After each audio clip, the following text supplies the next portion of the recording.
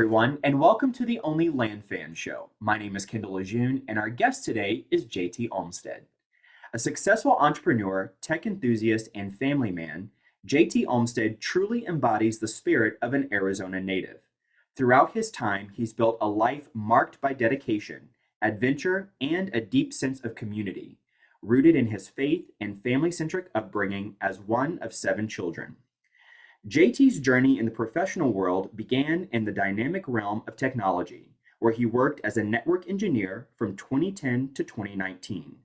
This stage of his career allowed him to embrace his inner nerd, indulging his fascination for intricate tech designs and advancements. JT, thanks so much for joining us. How are you today? I'm good. Thanks for having me. Awesome. I'm so excited to have you. I've wanted to have you on the program for quite some time now, so I'm so glad we were able to make it work. So let's just jump right in. Tell us, how did you get started in doing land deals? Yeah, so I've always been interested in investing in general, right? And first, it was very paper-based assets, which I still enjoy, but eventually it evolved into real estate. Started off in buying an office building, and then while I was working through that project, came across kind of a guru on a podcast I was listening to, and that caught my attention because the returns they were referencing seemed astronomical, and they aren't regular as they speak about them, but it caught my attention enough to think, man, if this is even half true, I really need to know more about it because it seems really good. So that led me ultimately to dive into this space, look around at the time, it's about 5 years ago, people were like, there weren't a lot of educators. So I went to the handful that existed and ultimately settled on Seth Williams as the most reliable source at the time. Man, Seth's great. I trust him. Let's take his education. After diving through that, it opened up the opportunity. I started sending some mail, had some good early success, and then stumbled for a while. It took about a year to figure out what I wanted to do. After some early wins, I had some losses and just overall struggles that I had to work through until I figured out what's working for me, what's not working for me. And then once I got that dialed in, that's where the ramped growth really started, right? So it was during that time period, I quit my job to really focus full time because I could see what it could be, even if it wasn't that today. Yeah, that's incredible. And Seth is a fantastic guy, great source of information for sure. So when you first got started, what types of land deals were you doing, your very first deals? Oh gosh. So the very first deal, I sent out 300 green postcards to Arizona because that was where I'm at. And it seemed like a natural move. And by happenstance, when somebody calls me back, a few calls at the time, you could do that with 300 green postcards. And I got a call back, and one of the guys was like, hey, I own 17 properties in Arizona. I would like to sell all of them. And I was like, that's great. We should do this. So I proceed to drive to every single property in the state. I spent 2 days just driving all over the state, seeing every property, visiting, getting pictures, just getting the whole thing down. And then I meet up with him, he lives about 2 hours north of me. So I headed up north a few days later, met him for breakfast, and we went over all the properties together and just reviewed it. And I said, look, here's the deal. I don't really want 14 of these because they're a mess. They're a hot mess. And even now, not knowing anything, I know I probably shouldn't get involved because I don't think I can get to half of these. And turns out was a tax lien investor, got a lot of these through foreclosure. And I didn't realize the title problems that came with that until later, but that's, where I was at. And that's why he had this inventory he wanted to offload. So we agreed on the 3 that I really wanted to buy. It was the nicer of the set. And we agreed on a price. And so I met him with a cashier's check in hand at his bank, and he signed the deeds and I bought the properties. So Wow.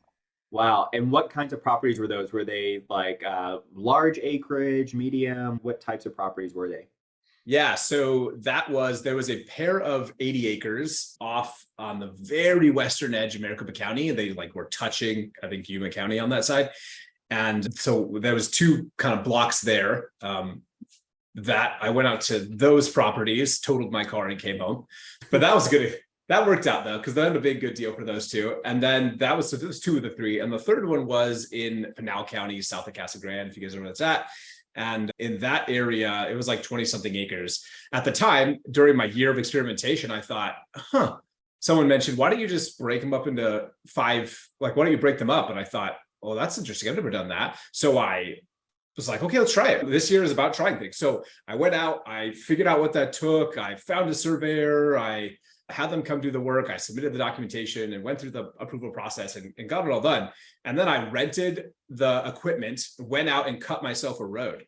And so I go get then I drag it out there and spend a day and a half just clearing bushes and cutting in a road inside of the easement. And then I proceed to, because I needed it for power and access and whatever. So now I have 5 lots, they're accessible. I've cleared out the old ditches. I had people haul off trailers, and it was a mess. That property was a mess. But so it was quite a project to get through all that as a first experiment, but it let me see, oh, this could work out. And then I ended up selling all 5 to the same person, because why not? But Wow. Yeah. but Nice. Yeah. So that sounds like you were pretty hands-on, like right out the gate, right? Like cutting your own roads and everything. Your very first experiences with deals in the land space were subdivides? basically, yeah. Like Wow. my first of the first properties I bought, I subdivided one of them. Yeah. That's incredible. That's incredible. So let's talk about, because you mentioned that you had some wins. Do you remember what those numbers look like for those deals? Yeah. So the first set of 3 properties I bought for 50,000 cash. And then from that, the way I attributed the value was like 20,000 to the 160 acres at the time, and then 30,000 to this 20. It was a much 25 acres. The 60 acres I sold on owner financing for about, I think it was $80,000. I'd have to double check, but should be. So we got a pretty solid win out of that one. It was like 10 or 15,000 down, and then the rest over. I think it's the longest I've ever. It was like 15 years, which I've never agreed to since. But at the time, I was like, all right, sure, 15 years, why not? So that guy's still paying, great. And then the other one, I cut up 5 ways, did all this work, experimented, and that gentleman came in and bought them for about 85,000 with $40,000 down, and then I owner financed the rest of that. So I ended up getting my cash back on the down payments from both of those deals, and then just had 2 really solid notes who are still paying to this day on both of those. Yeah, no, that's fantastic. You mentioned that you hit a slump after those early wins. Talk to us a little bit more about that. What was that like? Yeah, so after that first batch turned out so well, I was like, I'm going to send a gazillion letters, and I just won't even know what to do with all the money I'm going to make, because clearly if 300 can make a $50,000 return or whatever, then 5,000 I will just be rolling in it. So I sent out 5,000 postcards shortly thereafter and proceeded to get 2 calls and 0 deals. Oh. It was a complete reversal. So that was the nice, humbling check. I got smacked over the head and was like, okay, so that was a fluke. Thank the Lord that worked out. So I know it does work, but the rest, I'm not. Now I know there's some more work involved to make this a real business. So I better buckle up. So that was like the first reality check. And then after that, I proceeded to have some kind of mixed deals. I had a deal that I bought at 100 and then sold at 120, 18 months later. And so it was I did okay. It wasn't great. And I had a couple of these deals up and down, some wins and some so-sos. But it took a year of muddling through that, mailing for infill lots and getting larger acreage. And then at the end of that, really 18 months, at the end of 2019, I realized, and I quit my job by this time, and I was like, I'm going to make this work. I realized, what deals do I really enjoy? What worked well? What didn't work? What kind of sizes and so I really took the time to step back and decide. And I realized that I really liked the 5 acres and up was my preferred move, rural 5 acres. Those seem to be the best buyers, easiest to move, simplest to deal with.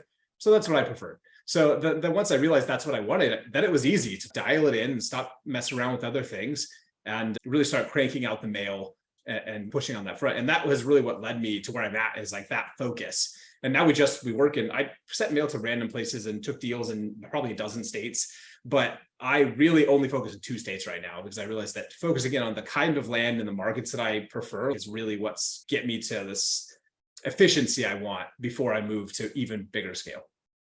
Yeah, I love that whole idea of testing and iterating and then niching down on what you really enjoy doing. That way you can become a specialist in that. Is that what you do now? Your specialization is those 5 acres and up rural type properties? Is that what you specialize in now?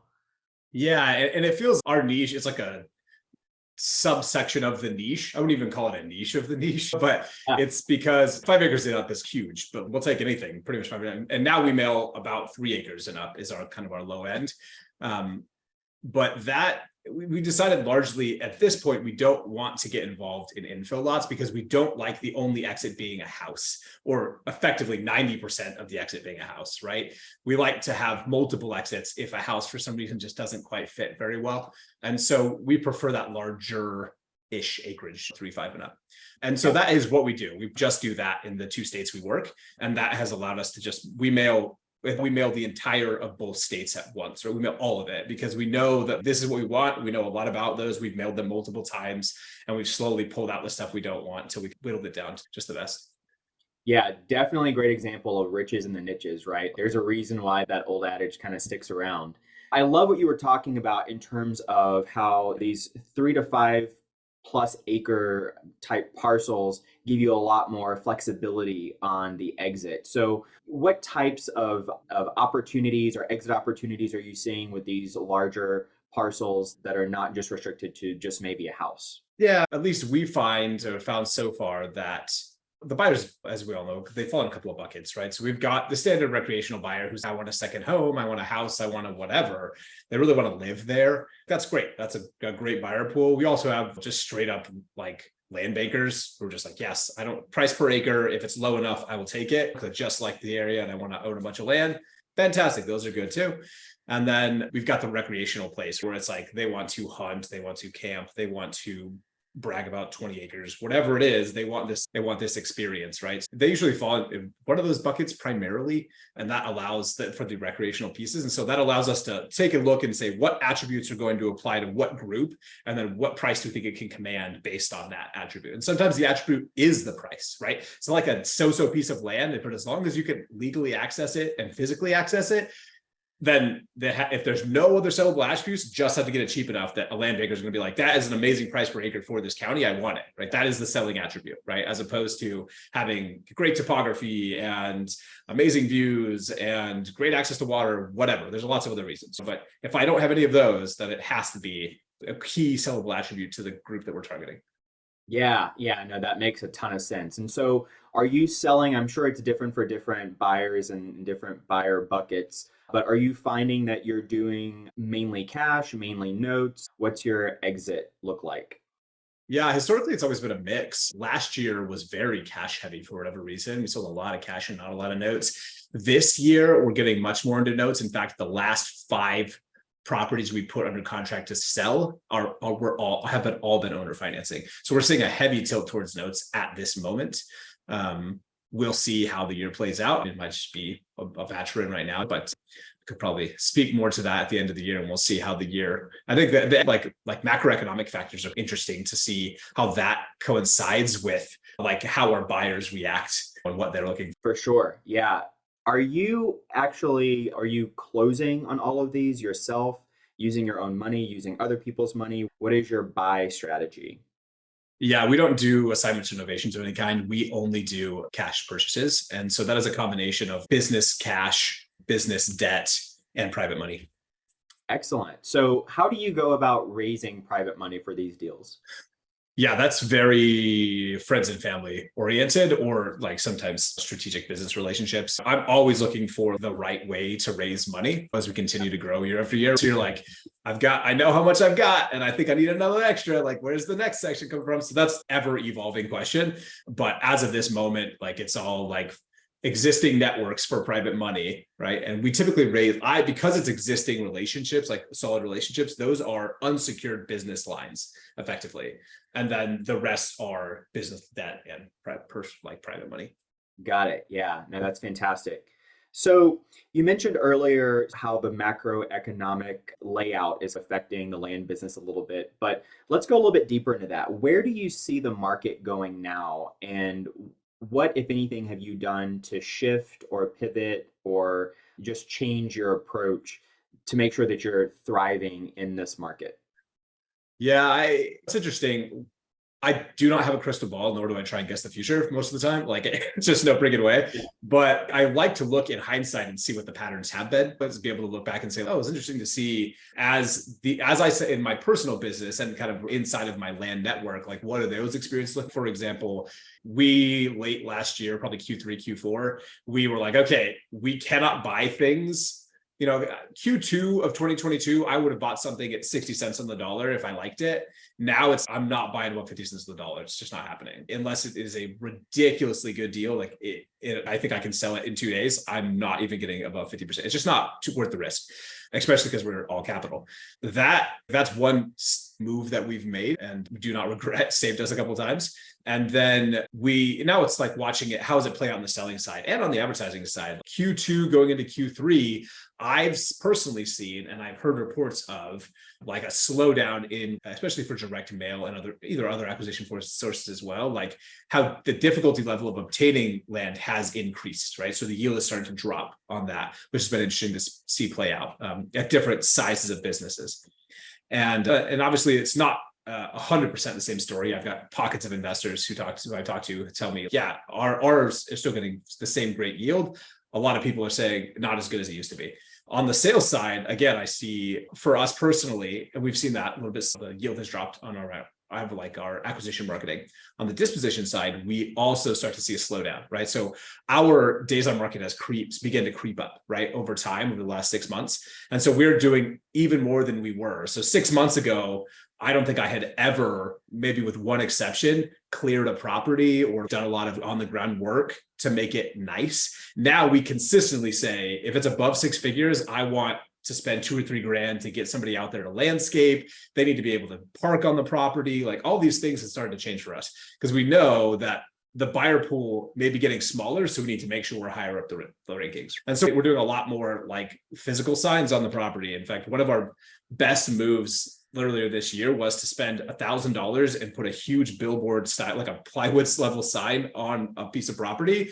And that has sold, like we had 5 lots in there. It was just a quick minor land division we did. And we sold 2 or 3 of them just off that one sign. And so that's fine because these were $250,000 lots. So like $1,000 for that, no problem. But we've never considered something like that until we realized it's got good road access. People got a lot of traffic. Why aren't we putting a sign up here that's more than just like a bandit sign? We need something serious to show them like this crap is worth buying. We've just seen those kind of trends for us. We're getting more serious about our strategies around dispositions and making sure that we have those steps like checklist and in place. So we're not skipping steps because we find if we skip a step, it tends to turn around and bite us. Easy example.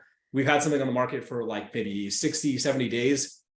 Haven't been getting hardly any traction on it. We're like, man, it's so messed up. Why aren't we like, this is a good property, decent price. Why aren't we finding somebody? And we went back and realized, have we put a sign out here? Answer was no. It was a good road. We put the sign out 2 days later under contract. So sometimes you don't want to skip that step because you'll regret it when you realize and fix it later. You're like, dang, I could have saved myself 2 months if I had just done that in the first place. Yeah, no, that's fantastic insight. So let's talk a little bit about your dispo processes. What does that dispo flow look like? Do you guys handle all of that in-house? Do you work with agents? What does your dispo process look like? Yeah, our disposition on the agent side has been sparse. We don't typically use agents. I have on occasion, and I would consider it in the future with the right property. We have one now we're considering, but generally speaking, we don't. I like to keep it in-house because I prefer all of my buyers to have a consistent experience. And I just can't control that with the amount of ground that we cover right now. I cannot have one agent that covers one state, let alone 2 states. So I want this experience to be the same. We do lose out a little bit on not being able to meet them personally on the ground. But oftentimes, because we flat list the majority of our properties, that their agent takes them on the ground. So we don't miss a lot on that. And we find that a lot of our buyers tend to be pretty adventurous in the rural sector anyway. So they're like, yeah, we can go find it. Give me a map, or is the corner marked or whatever. Just find a way for them to quickly identify the property. And so we'd like to keep that in-house. We have it running right now. I run a super small team. So I have the same person doing acquisition side and the disposition side.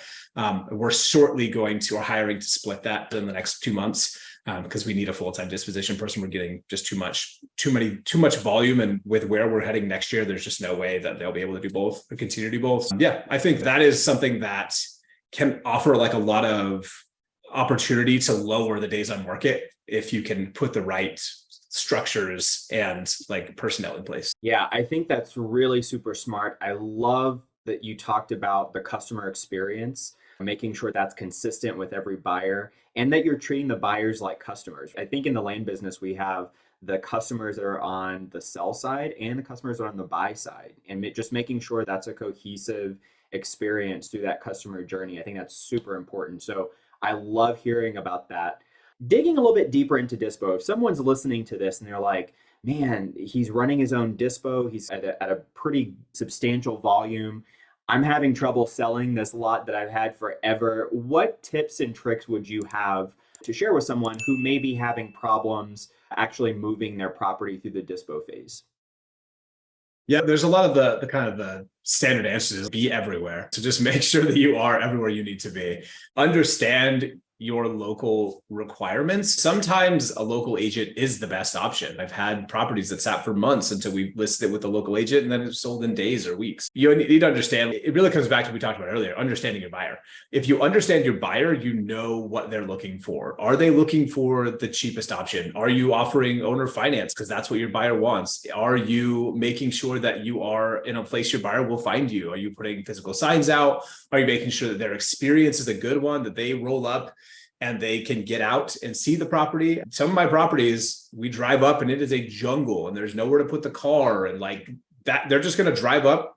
If they're like hardcore enough to grab the machete and make a trail, great, but most of the time they're not.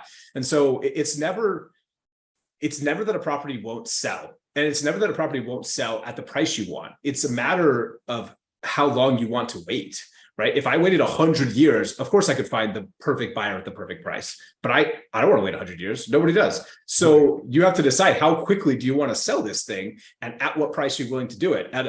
If I'm going to pay someone $10,000 or $10 million, I can sell anything, right? Because I'm paying them to take my property, right? So there's always a price, right? And there's always a timeline, but you have to decide what confidence do you want? Are you willing to drop the price to a low enough number that your buyer pool gets big enough to find that person on a quick timeline? Or are you willing to wait a super long time and work with a small buyer pool because you want a high price? It's a confluence of a couple of factors, and you have to decide which lever is most important to you. If you want a high price, then you have to double down on making sure that every single person possible is seeing it.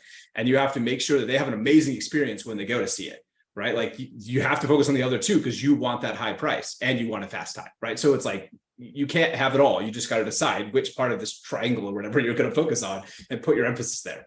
Yeah, that's really good. And so if someone's okay, how do I get it in front of as many people as possible? I know that it's a hit or miss thing. Sometimes there are people that love Facebook Marketplace, people that hate Facebook Marketplace. Some people use land.com, some people don't. So what do you personally use to reach your buyers?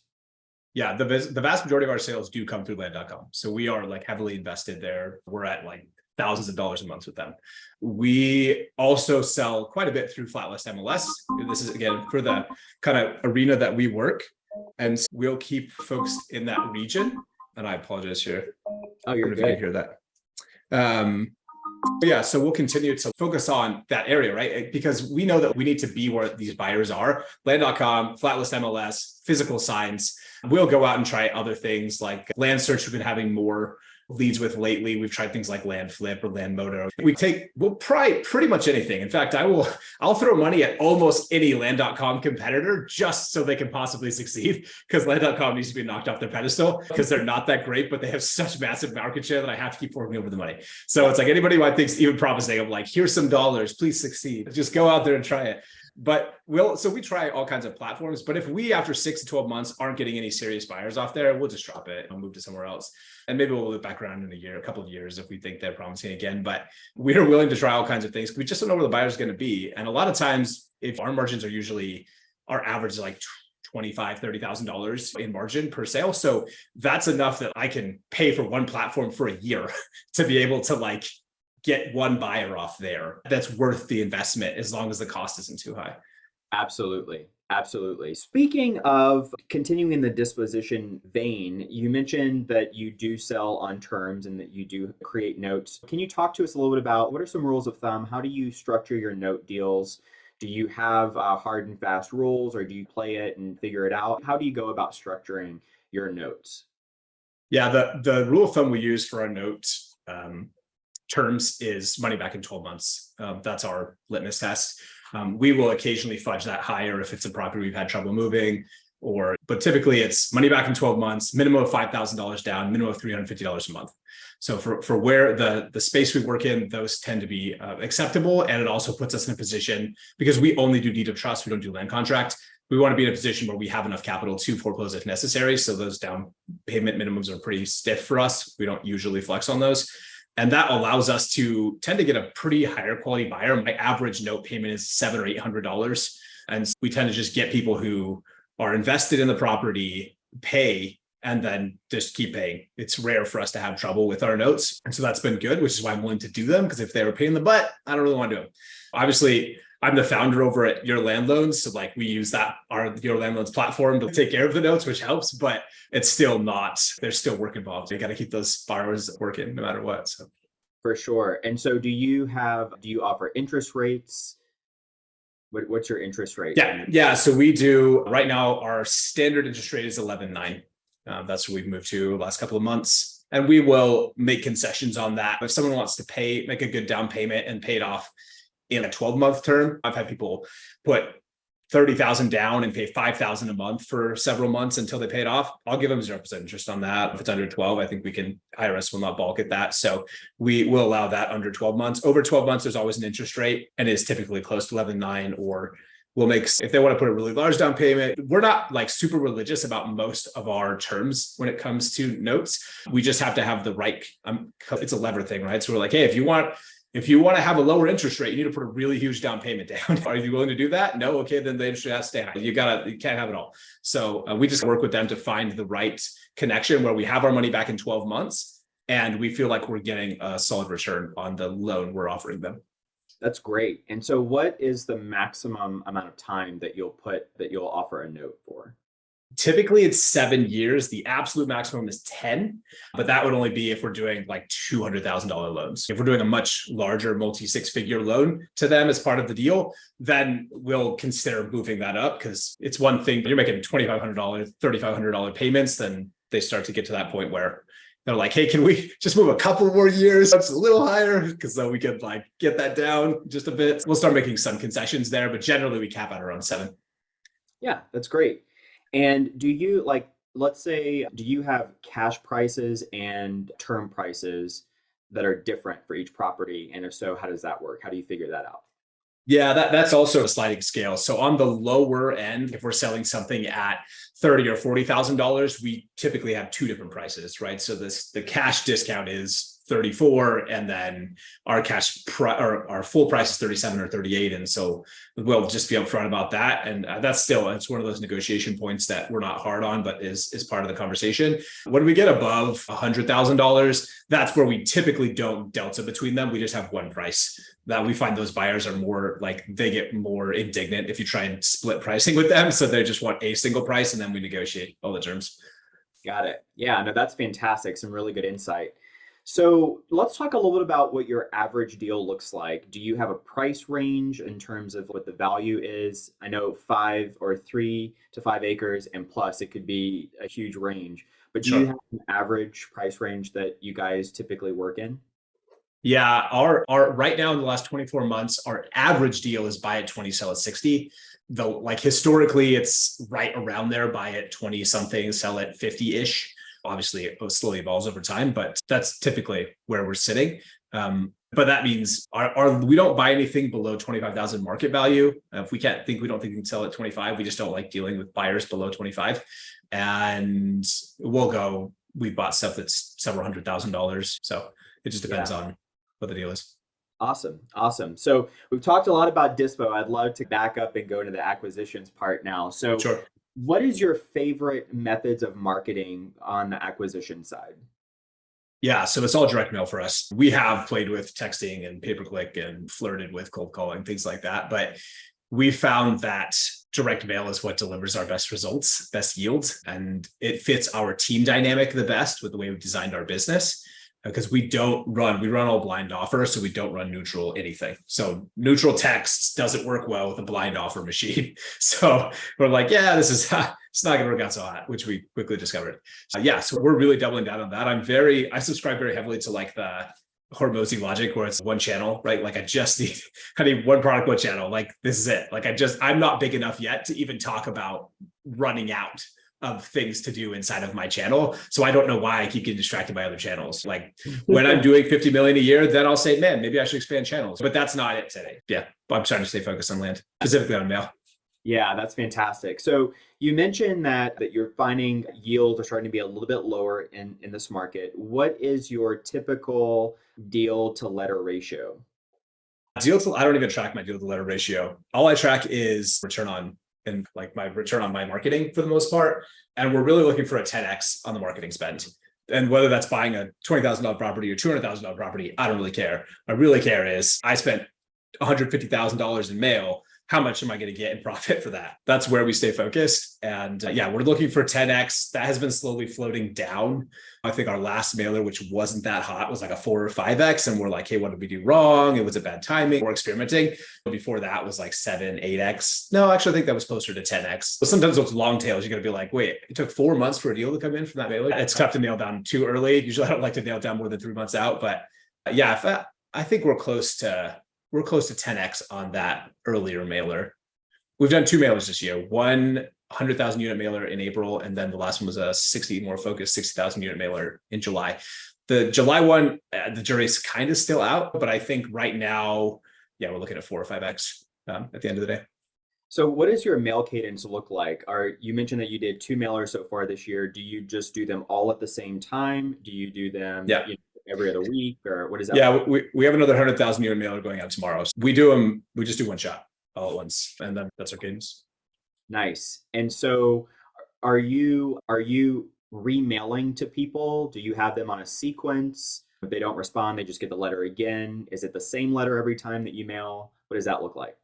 Right now, that is very much in flux, to be honest, because of these yield problems we've been having. We've been experimenting a lot more. So it's hard to say what it is and will be. I can tell you what we've done, but it's not, I can't guarantee that's what it will be next week. Right now, we have been mailing the same letter to the same batch of people. And then over the last 2 mailers, we've been experimenting more on different letter types. This plan as of today for next year is to alternate between letter types next year and it pretty much target the same group. I think that as a niche, generally speaking, we're too hesitant to send people mail too close together. Right? You talk to a lot of these house guys, they're like, oh yeah, I send the same letter every 6 weeks. And you're like, Yeah.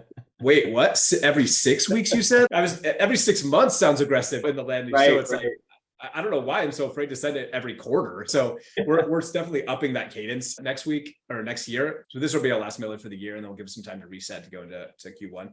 But this, yeah, that's our strategy. I figure I could do that. I could absolutely be sending in more mail. So I think we'll probably touch the targets probably 3 or 4 times next year. Probably once a quarter is probably the rough number. And we'll be expanding our markets a little bit as well, because we're capping out where we're at. Either we're going to expand our property type or our markets. And I think we're going to go markets instead of property types. Nice. So I know that you mentioned that you're very niche, you're working within a niche of a niche. So I'm pretty sure that you've got these property values like a lockdown in terms of your blind offers because you've been mailing to these areas and to these specific types of properties. But if someone's listening to this and they've been doing neutral letters for quite some time and they want to get into the blind offers, what would you suggest that they do just in terms of a simple process that they can figure out what to offer before they send their mail out? That way they can implement that blind offer strategy. Yeah, I would recommend they don't go from neutrals to blind offers is my short answer. I think that if you have built your company with neutral in mind, you have a really strong sales team who's ready to get them on the phone, build a relationship, and close them.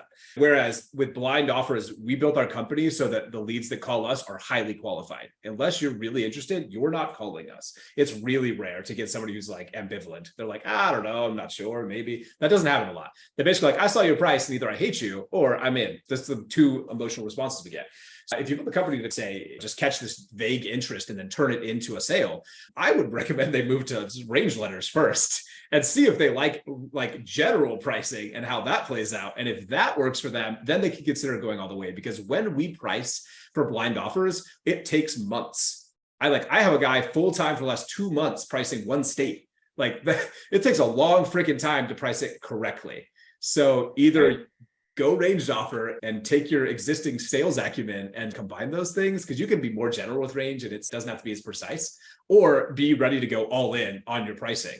because we have thousands of lines of pricing per market we work at. We have really detailed pricing because we need it to be as accurate as possible, because failing to be accurate either overprices, underprices, or they just don't call us. Yeah, that makes a lot of sense. Especially, I love that piece that you mentioned about how it really depends on the structure of your business. It's not so much as it's not as easy as to say, oh, we're going to switch from neutral to blind. It's not just changing the marketing piece, it's changing the whole structure of your acquisition process. So that's a really good point. How do you guys go about like pricing in an area that you might not be familiar with? If someone's okay, I think I want to do these range offers, I want to dip my toe in that water. What are some good rules of thumb to figure out how to go about pricing? Yeah, so assuming it's a disclosure state and you can reasonably get the data, pricing a area is very much like pricing a single property.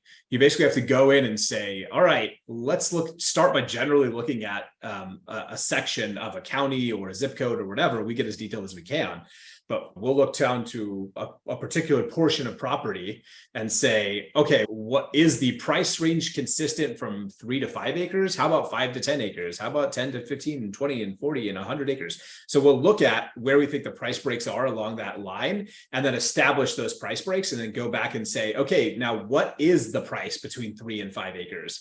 Okay, and then we'll basically price a theoretical 4 acre in there and then see what we think the price per acre is, given whatever general comps we can find that has the attributes that we know we look for, which are, access and sellability, crap like that. So we're like, okay, look, it's not garbage topography and you can get to it. Cool. Then I can use that as a comp.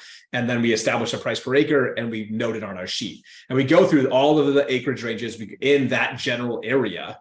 And then we move to the next area and we make our areas, again, as small as possible, right?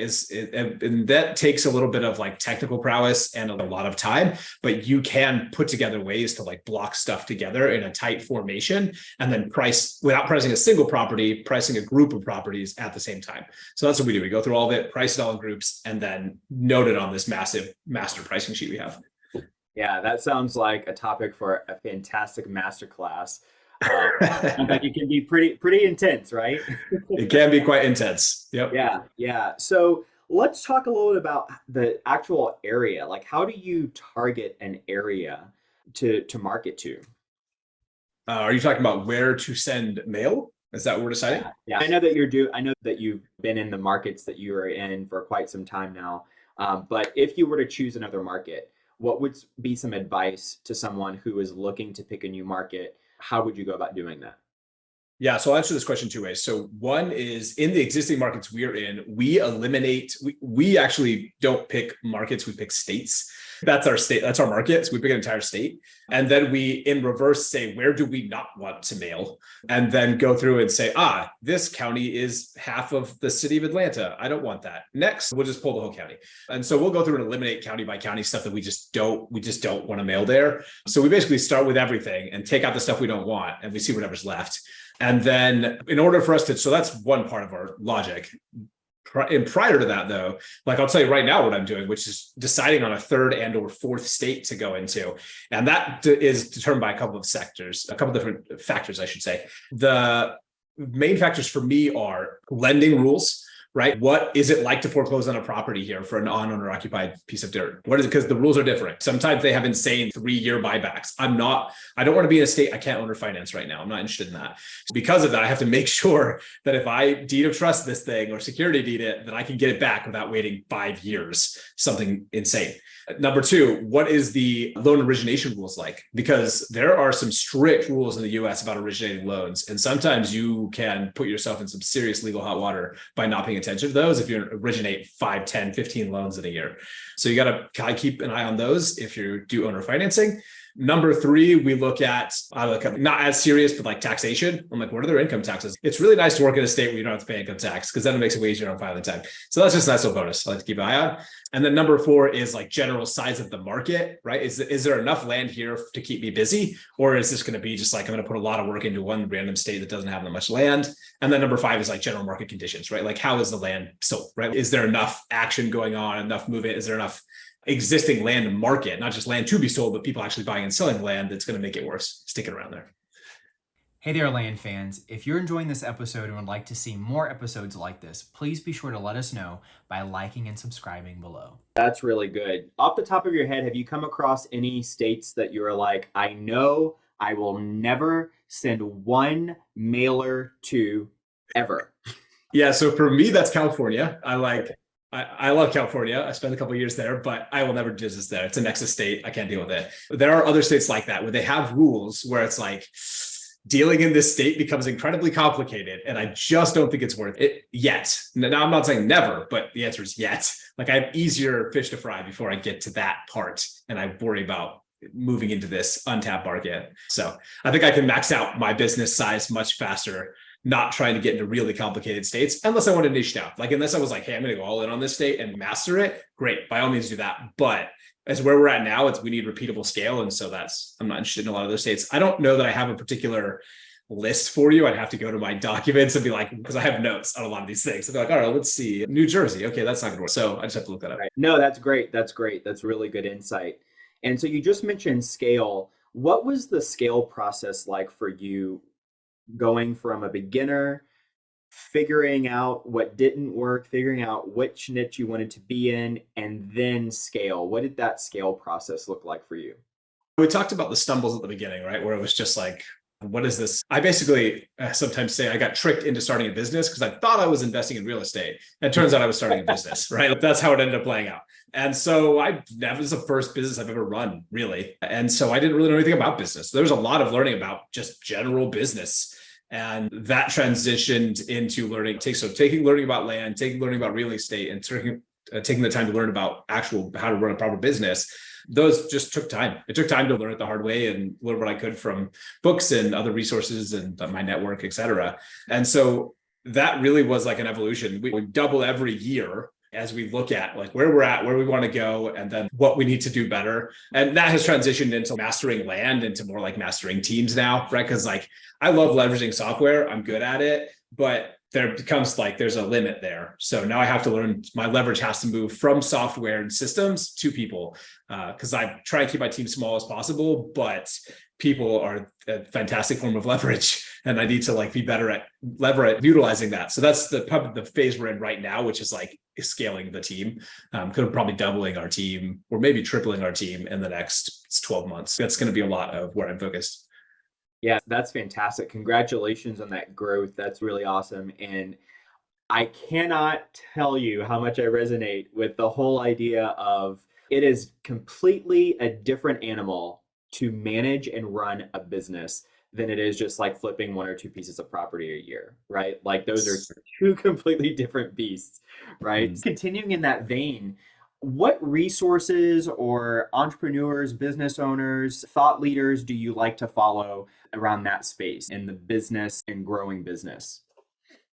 Truthfully, I don't spend a lot of time consuming most people's content. The only exception to that is Alex Hormozy, who I just can't stop watching. I don't know why, but same.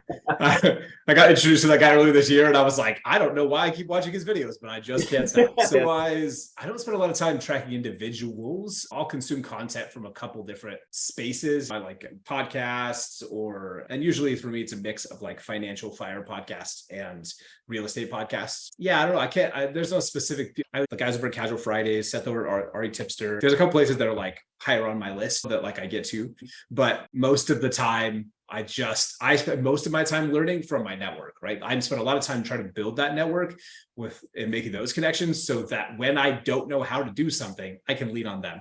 Be like, hey, who has solved this problem and how did you solve it? Because that gives me that jumping point. And I can trust like firsthand accounts as opposed to some like neutered version that they put on the podcast and like maybe overly optimistic or it may not be 100% accurate 12 months on. So I need like a fresh firsthand today account of like how they solved it last month. Yeah, no, I completely get that. That's really awesome.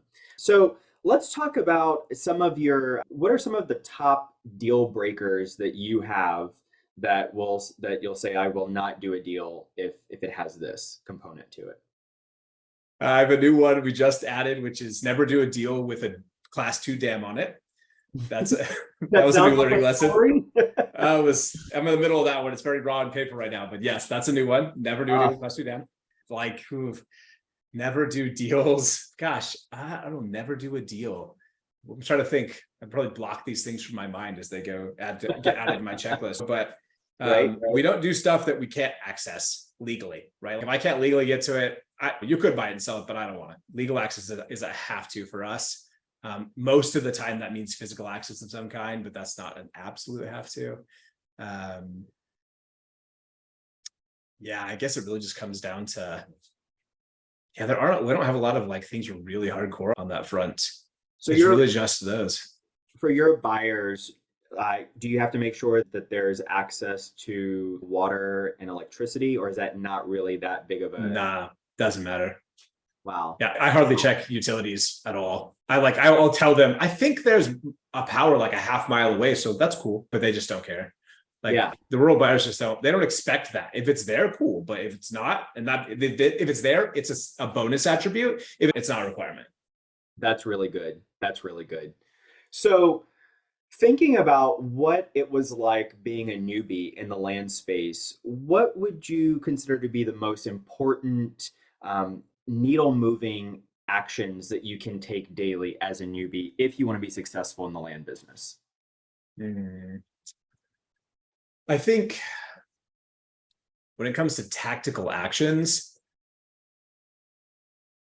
it's really just getting the reps in. So you have to send some kind of marketing. It doesn't matter if it's text or mail or whatever. You have to get some marketing out because you have to have some seller calls. If you don't have some acquisition calls, then you will have nothing to buy and you'll have no experience buying things. And then you just have to get some kind of deal under contract. Don't buy a bad deal, but it doesn't have to be amazing. Just buy something because you will then know what it's like to move through at least one deal, right? And then you have to sell it.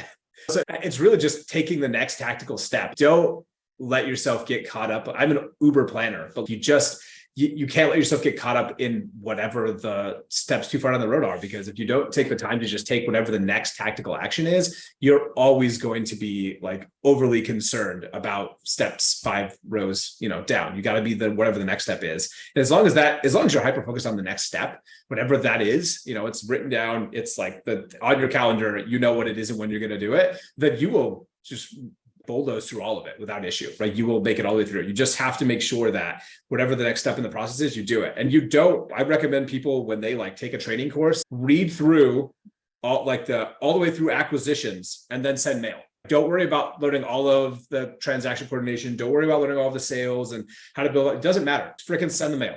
Okay. And then go back. Now you've done that. Cool. That you've got a tactical step you've taken. What's the next one? I think that enables people to just stay focused, right? Because then if they get too far deep, they get distracted by just too many things to do.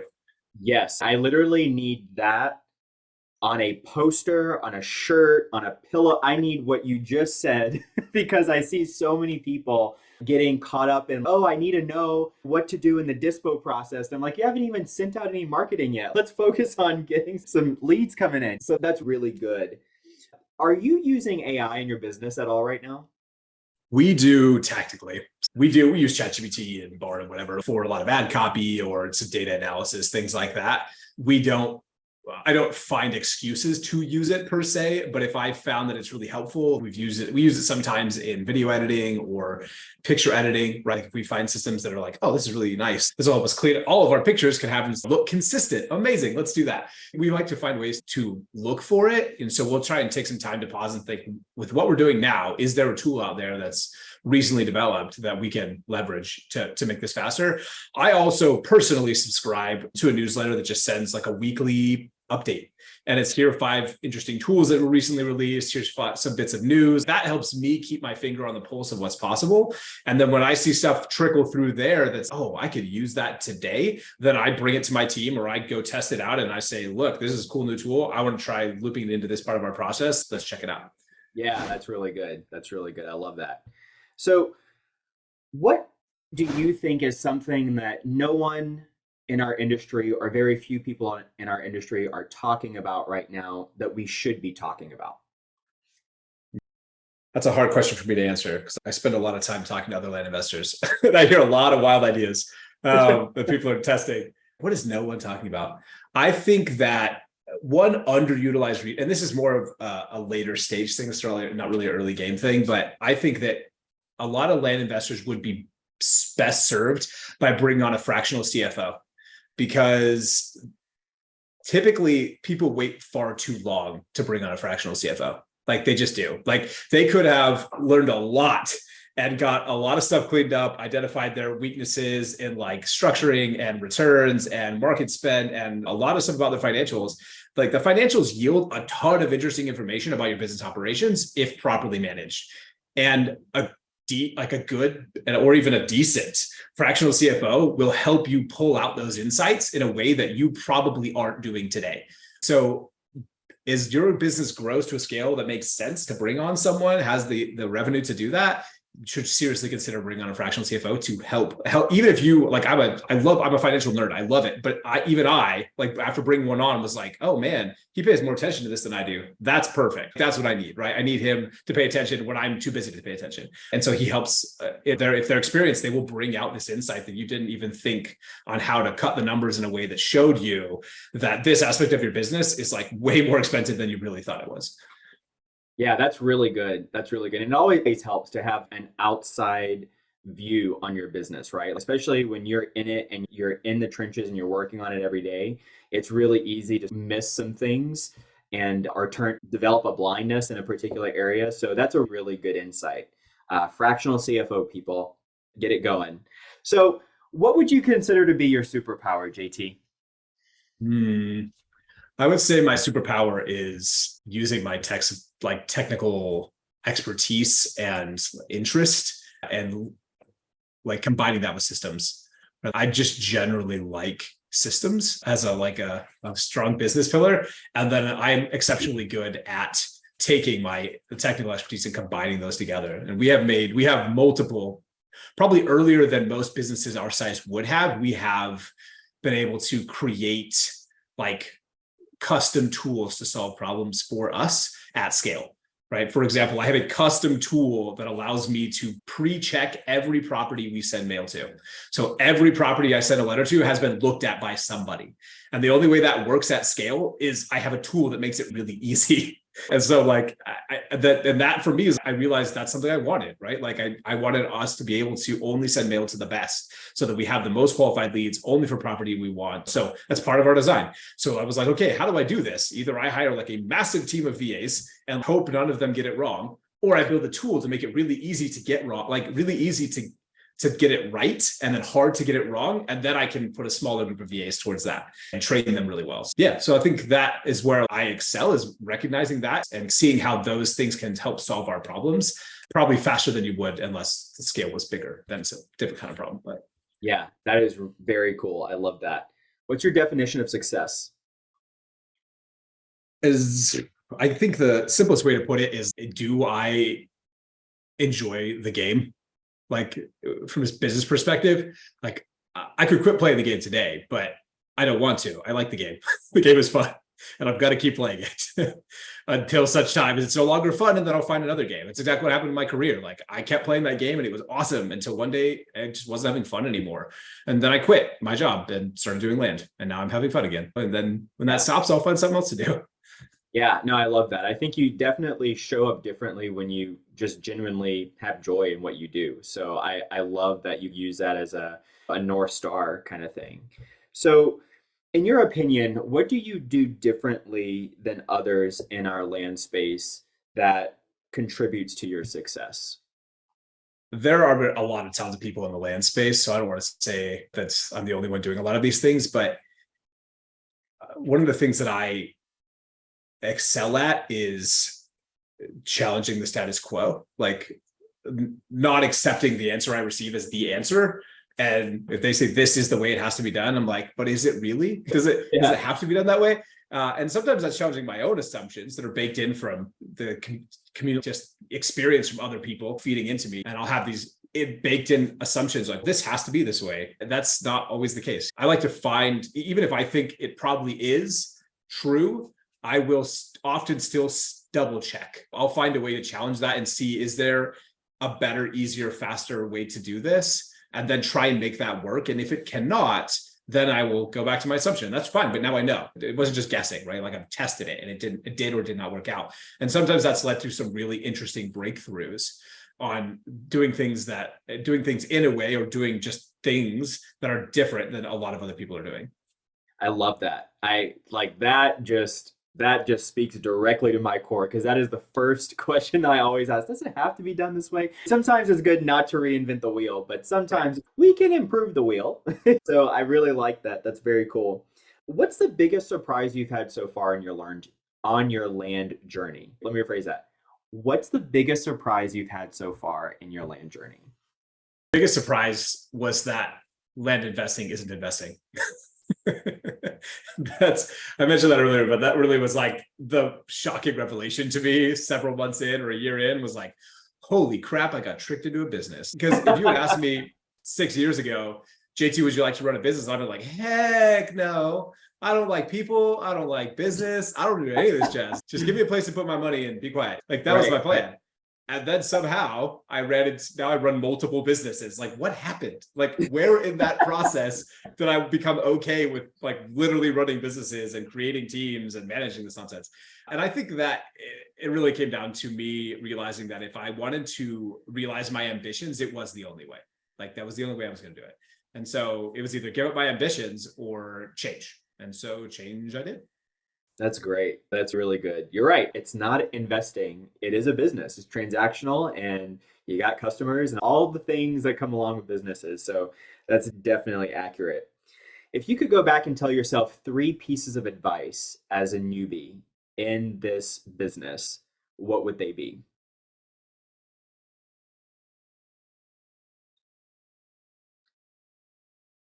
I'm just thinking about the things I have told other new land investors recently as I talk to them. And I think that number one is probably understand your competitive advantage more than anything else today. Like we are not as saturated as house flipping, but compared to 5 years ago, there's like a gazillion people, right? So who do this now? So the days of shooting fish in a barrel are over. You need to understand like how you're different and what your superpower is, as you said, and really leverage hard on that. So once you understand what your competitive edge is going to be, then lean into that until you can grow. Because as I tell new people, they're like, oh, I'm going to send some mail into this group. And I'm like, look, send mail. But here's the thing. If you make it look like mine, I just sent 100,000 units last week. You're not keeping up. It's not going to happen. Don't waste your time. Okay. Right. Like I've been doing this for years. So don't do that. Do something different. Make me look like a moron by doing something really specialized and focused and blow it out of the water. That's what you have. You can't scale like me, not yet. So you got to start somewhere. So understand what your superpower is and lean into it.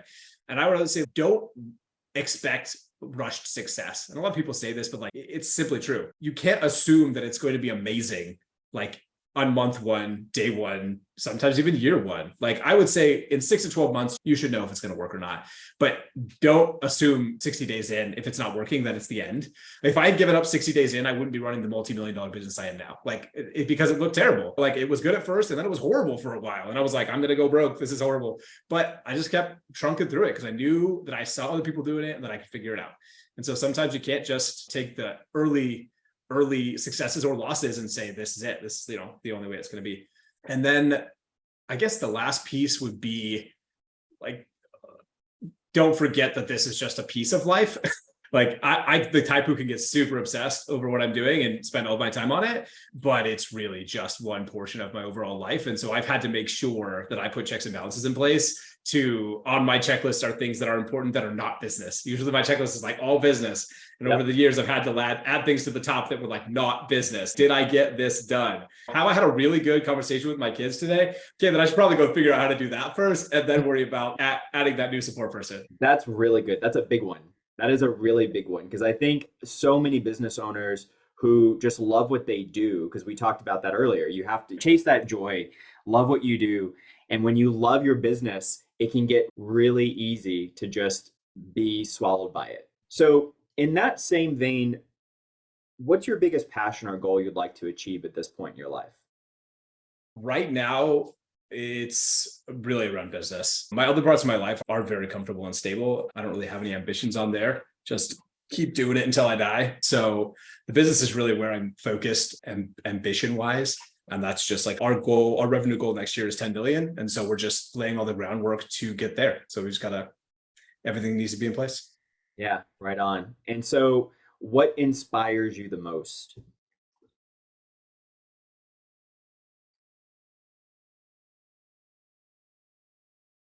I would say the thing that inspires me or maybe drives me is the fear of regret. I just don't want to regret not having done whatever it was I was capable of doing. The Lord gave me a certain level of capability, and if I don't fulfill it, I'll be really disappointed. And I do not regret. Now is the chance for me to get after it. And again, like I'll keep doing it until the game's not fun, and then I'll do something else. Yeah, no, I love that. That's awesome. That's really good. JT, I want to thank you so much. You've been so generous in sharing your experience and your knowledge with us. How much, like, what can we give back to you right now? What are you looking for? What kind of resources? How can we give back to you? Honestly, my two big focuses right now are hiring overseas disposition talent. I need to hire a really good full-time dispositions person. That's like my number one hire on my list. And so I want to see if I can source the level of talent that I need overseas. I don't know if I can or cannot, but I will try. So that's one thing I'm really working on. And the other is hard money for land. I cannot find good hard money for land. So that is the other part. I'm always about that hard money for land. So yes, maybe Brad and I'll have to chat later, but I'm all about that funding.